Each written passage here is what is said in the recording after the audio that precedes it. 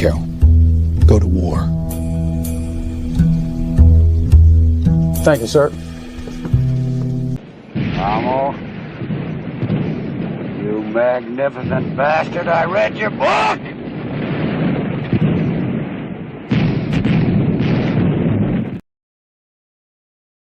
Welcome back to the War Room.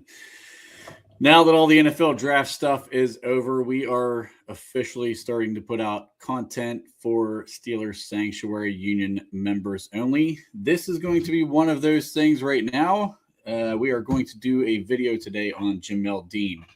So first thing that I want to talk about is just the player profile itself. I'm going to bring him up on the screen as of right now so you can clearly see Jamel Dean is a very good player.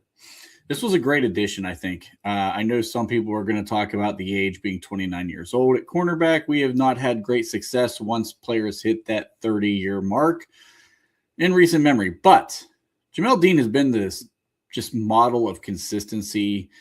You can see I try not to dive too much into the PFF stuff, but if you are somebody who does follow PFF, I like to throw it out there for those people.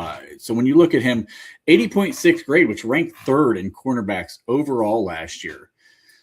If that's your cornerback too, that's a pretty good starting point with this thing.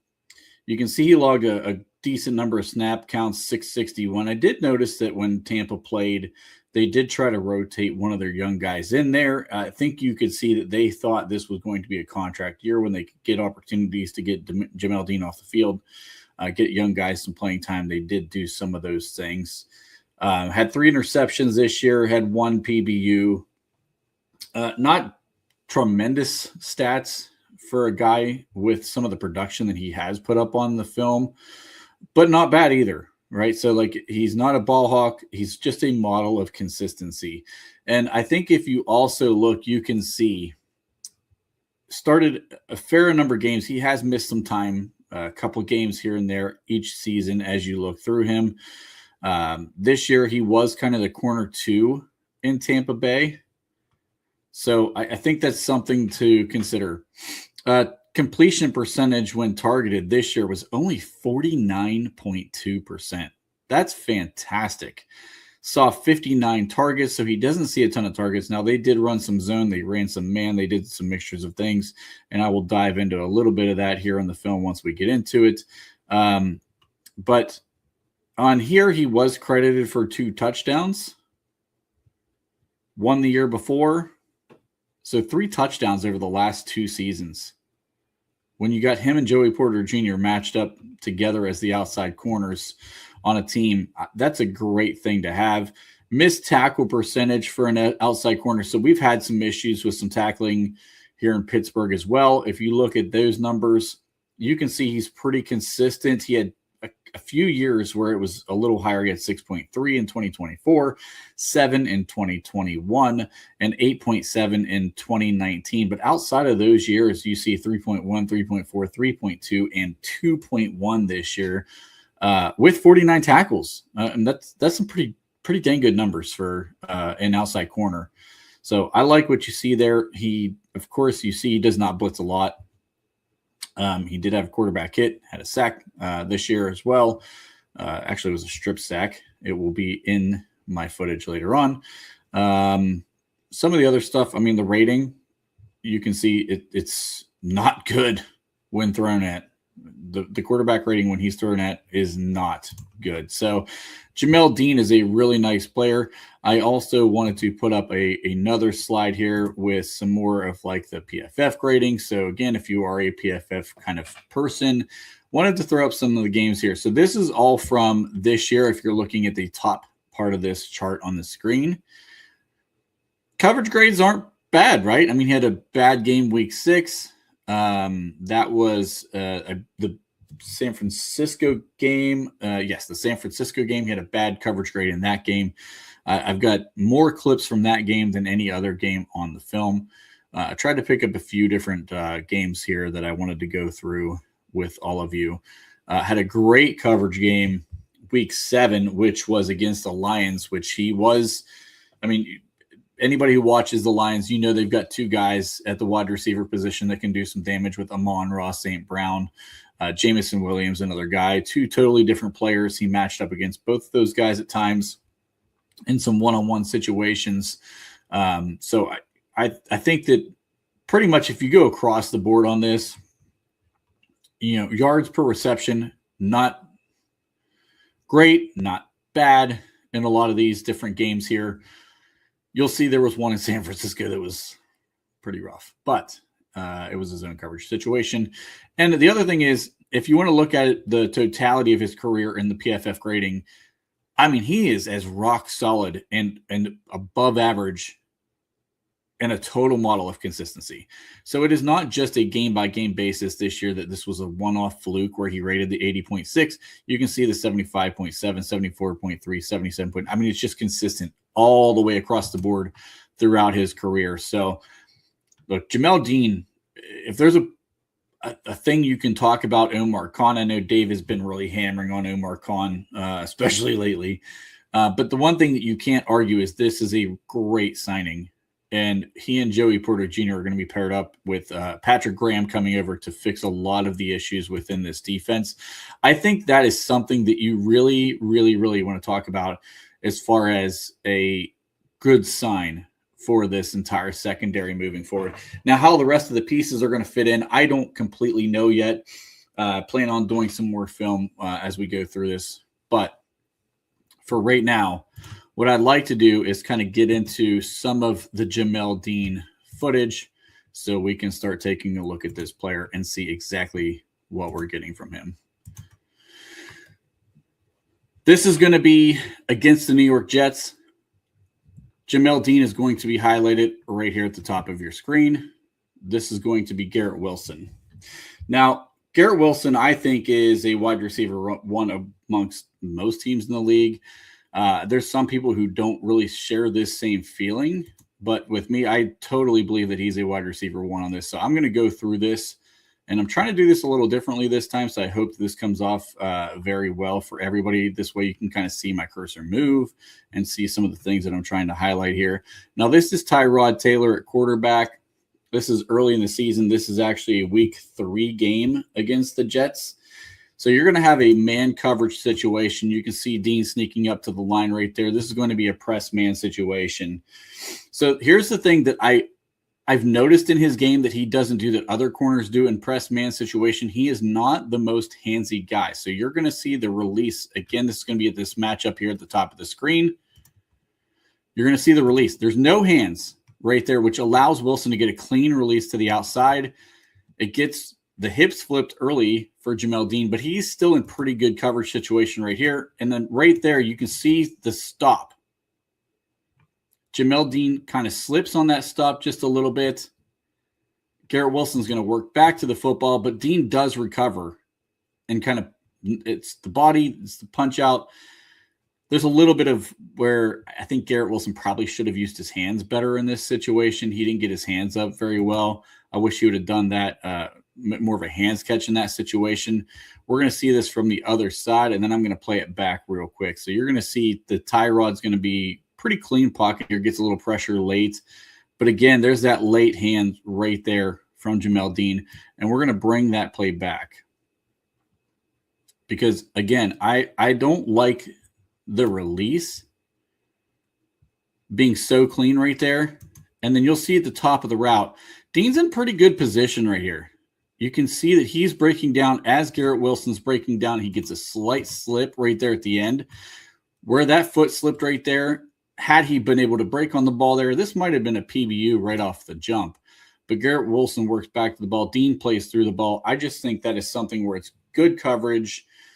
And I think he wins that rep even with the slip. So that's something that's a good sign for Jamel Dean against a really good and a shifty wide receiver. Now on this next look here, this is going to be a situation where it's late in the half. You've got Jamel Dean, who's at the bottom of the screen here. Again, this is Garrett Wilson, so I'm trying to highlight not some of the Jets players that weren't very good receivers, trying to really highlight him against the better of the best of the receivers there in New York. This part plays a key factor. Now the ball is on the opposite hash right here. You can already see this is going to be an off coverage situation for Jamel Dean. And what you're going to see is Wilson's going to come out of this initially. He's going to sell this thing downfield and then break down. But the problem is Tyrod took so long to get the ball out because of the pressure. This ends up being a real easy pick six. I like the way that Jamel breaks on the ball right there and ends up with a nice easy pick six. You'll see the pressure from this look here. They're going to blitz. Tyrod shifts his feet, never squares back up, doesn't get a lot on this ball. It comes out wobbling, but Dean does a good job of making sure he breaks on the ball. Wilson couldn't get back to it. That was just a really, really nice play by Jamel Dean in that situation. So we're going to rewind this back because I want you to be able to see the entire play one more time. So again, opposite hash becomes the biggest issue with this. You see Wilson trying to sell. The thing is, Dean does flip his hips right here. You can see his hips are facing all the way toward the middle, back half of the field, towards that other safety. He thinks this thing's coming deep. As Wilson breaks down, you can see Dean does a great job of shuffling his feet right there and breaking down with him. Probably could have played this a little bit better than he did. But again, bad throw, breaks on the ball, gets hands up, cuts in front of Wilson. This ends up being an easy pick six. Found it interesting that all three of his interceptions come off of zone coverage, which you're going to see all three of those. I do have each one of those here. But I do like how Dean did quickly square his hips back up to get in front of this ball and create the interception opportunity right there. So thought it was something that you can see. So we're going to switch now to San Francisco week 6. You are going to see Jamel Dean out here as the outside corner. He's going to be lined up against Juwan Jennings. And you're going to see him come off of a corner blitz. Now, this is the tight end lined up on the end here who's going to be trying to block Jamel Dean on this play. One-on-one, I like how Jamel Dean dips and then tries to kind of half rip through that block, but just really honestly works through, which creates a strip sack opportunity. And you're going to see it again from this angle, a little bit of a better angle on that rip move. So he dips, kind of rips that shoulder through, gets the strip sack. San Francisco does recover this ball, but you can see why they're not afraid to blitz with Jamel Dean in that scenario. Because I mean, that was really good move off the edge. Again, we're going to try to do this again real quick. You can see him; he does not sell the blitz at all. They recognize he's coming. The tight end does kick out. But I like the dip right there. That shoulder dip to get underneath the arm. And you can see the leverage for the tight end now is completely gone. So as he dipped this inside shoulder, there's not a lot the tight end can do because if he's not squared up with him, Dean has the leverage now and he can just work through this block.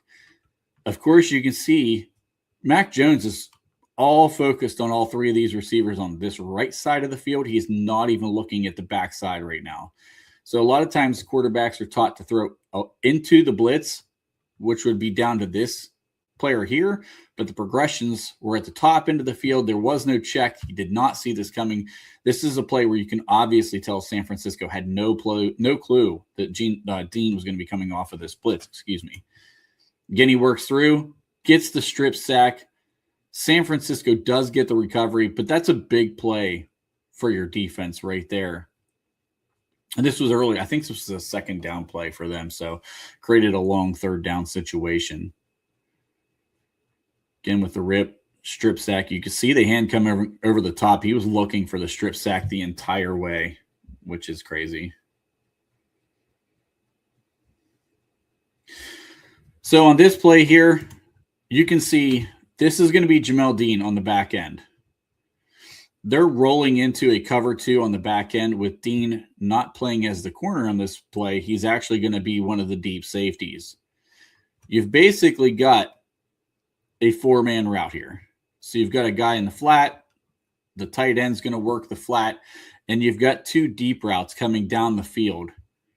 Now, this is where you can obviously tell Jamel Dean is not a safety. He is playing this on the outside leverage of this receiver working upfield, which is smart because you funnel it back into your teammate here in the center of the field. So as you see it, the problem is he's not getting enough. He's not getting enough depth here. He does not work across the middle when the receiver breaks to the middle. He misplays this thing. This is Juwan Jennings with a huge lane. This doesn't look like much, but in the NFL, that's a huge lane to throw through. This is a linebacker who's not going to get to that coverage. Jamel Dean should have had the responsibility for this. You've got Winfield way downfield. There's no way he's making a play on the ball. And this ends up being a massive play for San Francisco with the horse collar tackle at the end. So again, you're going to see this from the other angle. Same play. Mac Jones, you're going to see what he's looking at here. He does not even look off of this receiver. This was not Juwan Jennings. I'm so sorry. But you do not even look another direction on that play, which is crazy to me. And Jamel Dean didn't do anything about trying to undercut that throw. He's way out of position on that one.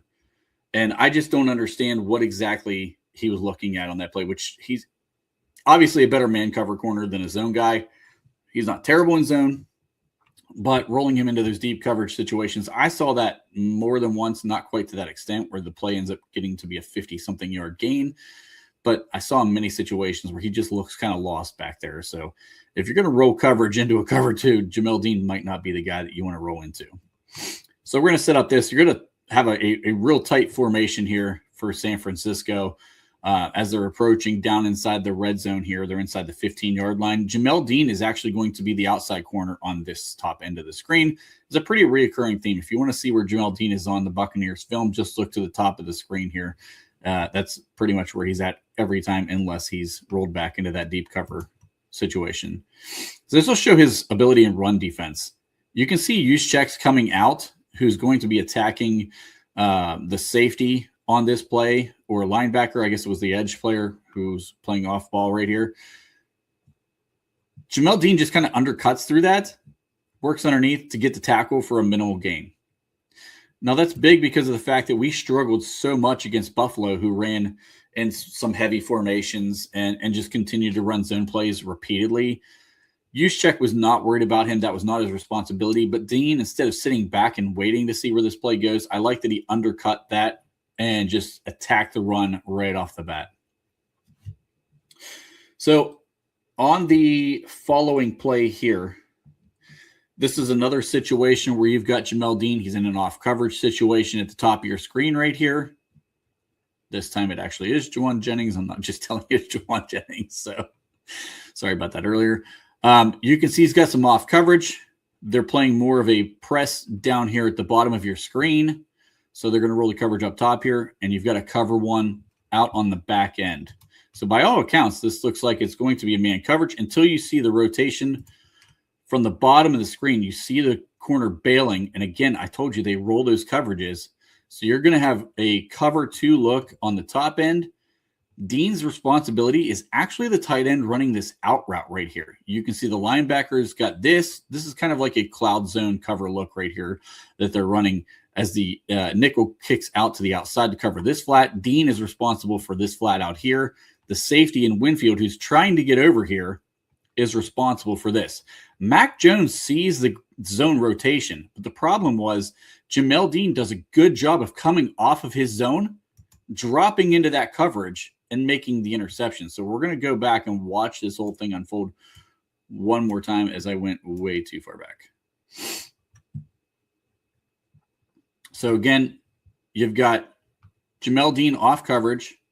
The last time they ran that coverage, he was the man who drops. You've got Winfield in the middle of the field, and you're going to see the receiver work up the sideline trying to hit a go ball here. Mac Jones recognizes it as he sees the rotation from the bottom.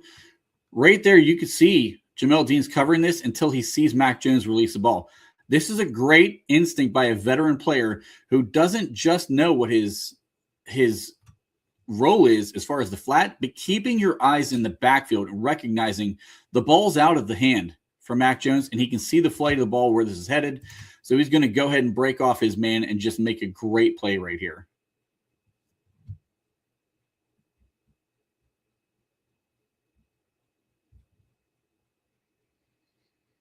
We're going to see this from the other look here.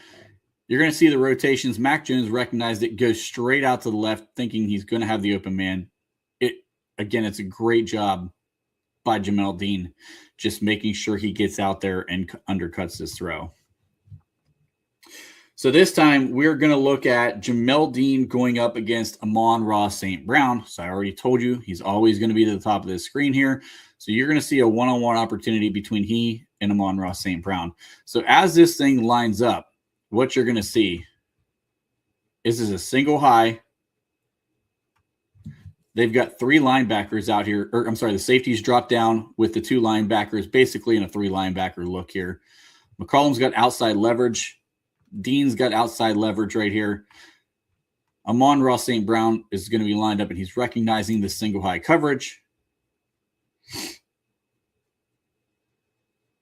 Now, this is a time where Jamel Dean actually does get his hands on. So he's in that coverage look. He's getting hands on. Right there is the thing, though. Here's what I would like to go back and show you guys. As you see, he's got hands on. He's upright, and you see the leverage being used by Amon-Ra. This is what happens with his strength. A lot of people don't really recognize how strong Amon-Ra St. Brown is. He is a very strong player. It's not just that he's gritty. He's just so strong every time he's in press coverage. And right here, that little dip of the head, now, because he's been basically holding with him the entire way down here to this point, you've got Dean stood completely up. So you're not in a stance with him backpedaling as Amon-Ra is trying to break this thing across. Dean tries to get going. He gets tripped up right here. Amon-Ra now breaks free. But the window of this throw is just a little off. You're going to see it from the other angle this time. And this is the thing that I think this was a pretty good rep by both guys. I mean, Jamel Dean did disrupt the route with getting the hands on early on.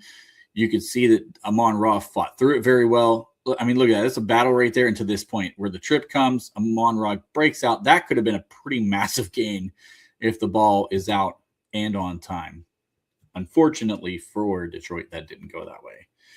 So this time, Detroit's going to run a trips look at the bottom of the screen. Jamel Dean is going to be the outside guy, and you're going to see a lot of these DBs talking about where everybody needs to be, and you'll see kind of the rotations. So as they start bringing one down here, Jamel Dean's going to be out here. You've got the safety over top. They know this is a zone on the back end. Dean is responsible for the underneath man on the outside flat. This guy's going to have the inside release guy here on this side, or if this guy is going to come across right here, he's going to have that inside release and pass off to the linebacker. So basically this is his zone. He's got his zone out here, and this guy's covering everything out over top. So again, another zone situation. You can see here comes the linebacker to help out covering this. He's already got his zone territory right here. Dean's got his zone territory on the underneath and outside, and you've got the safety help over the top right here. Goff recognizes the zone. He sees that there's nothing on this side. This man looks like he's covered. We could have Amon-Ra breaking out right here where this should be open. Again, he gets a little bit of pressure right here from a big man in Vita Vea. You can see where everybody in the zones are fanning out, but the receivers are starting to get downfield. Winfield's got a little bit of a break on this ball. The problem is I'm not sure if he's going to get there. Dean recognizes, again, does a great job keeping eyes in the backfield right here. Drops into coverage. It's a bit underthrown, but does a great job undercutting this throw and ends up with another interception. So again, I told you guys earlier, all three of his interceptions past season came from zone coverage. All of them came from keeping his eyes in the backfield and really doing a good job of reading the quarterbacks and not just holding to his zone, but coming off of the zones in the right times. And he didn't really jump those a lot of times. And that's the thing I think I really, really like about what I saw from him in those moments. So again, I think it's just a great job by him in general. I love this addition. I think he's a great addition. He and Joey Porter Jr. are going to play off each other so well all year long. This is probably the best tandem we've had at corner for a really, really long time. Probably dating back to maybe Ike Taylor, Bryant McFadden time frame. I don't know if we've had a better duo since then.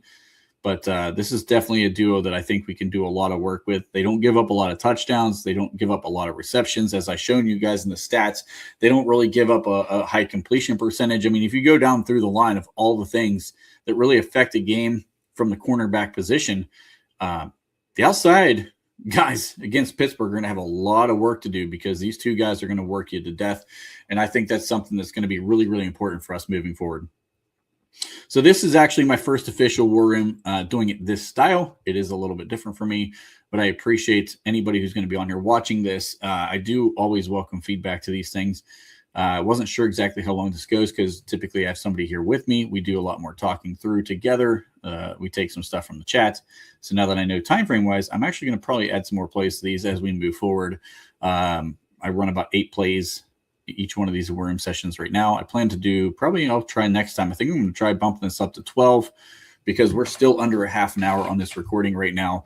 And I would love to be able to give, if you guys are going to pay for this kind of content, I'm definitely going to be pumping it out to get you a lot more content in here. So I'll add more to this as we go.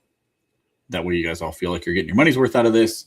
But I really hope that you guys, if you weren't excited about Jamel Dean coming into this video, I hope that you're really excited about the Jamel Dean signing at this point because great addition, great fit. I think the Patrick Graham likes to run a lot of safer coverages. He does run a lot of cover 2 stuff. So if you're going to run a lot of press man and you have cover 2 over the top, Jamel Dean is going to fit great in that style of a defense. You're not going to ask him to do a lot of the rotation for the cover 2 stuff. Patrick Graham does do a lot more coverage disguises than what we had seen in the past. Sounds like I mentioned earlier in the video that he's a guy who's going to fix a lot of, the things that were wrong with the defense in the past with Mike Tomlin and Terrell Austin. There's obviously a lot of issues there. Really interested to see how some of these things fit. So for the next War Room episode, I am going to be focusing on Jalen Ramsey. I'm going to probably put together a number of plays now that I know where I'm at with him at both the nickel and at safety. And we're going to talk through kind of the things that he does really, really well at each position. Some of the things that he probably needs some work on in each position. Again, he came into last year not being a full-time safety. So we'll see how that plays out once we get to dive into more of the film. Until next time, I really appreciate all of you coming in here, liking, sharing, subscribing. Before we get out of here, I'm going to share the Steelers Sanctuary Union commercial.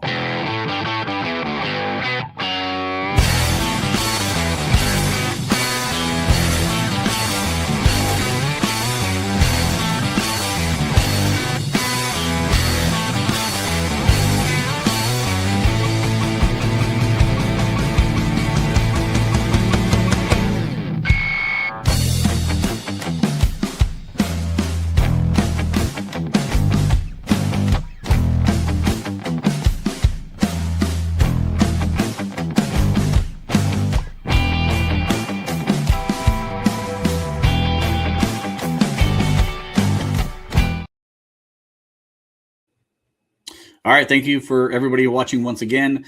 Till next time, thank you for joining the War Room. Just like that, I left everything. I dropped out of high school. See ya! I said goodbye to my girlfriend. See ya! And I left my family. See ya!